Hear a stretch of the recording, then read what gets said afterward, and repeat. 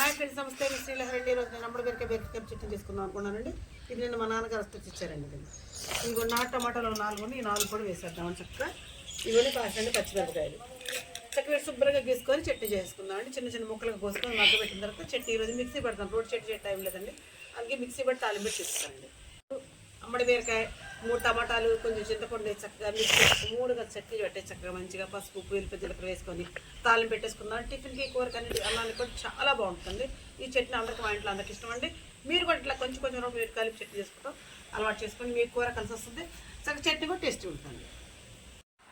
ఇదిగోండి చక్కగా టమాటా ముక్కలు, చింతపండు, పచ్చిమిరపకాయలు, బీరకాయ, అమ్మడి బీరకాయ ఈ ముక్కలు మొత్తంగా చక్కగా ఈ విధంగా పొయ్యి మీద కొంచెం నూనె వేసుకొని పొయ్యి మీద పెట్టేస్తాను. చక్కగా ఈ మగ్గిన తర్వాత అప్పుడు మనం వెల్లుల్లి జీలకర్ర వేసుకొని సాల్ట్ పసుపు వేసుకున్న తర్వాత చట్నీ నూరుకున్నాక అప్పుడు మనం తాలింపు పెట్టేసుకుందాం అండి. చక్కగా మగ్గనిద్దాం చిన్న మంట మీద.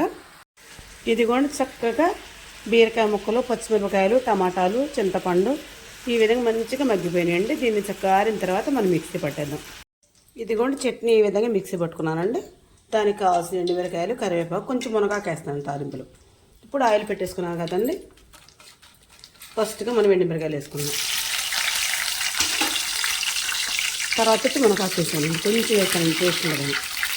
కరివేపాకు, తాలింపు అయితే మంచిగా వేగింది. ఇప్పుడు చట్నీ పోసేద్దాం.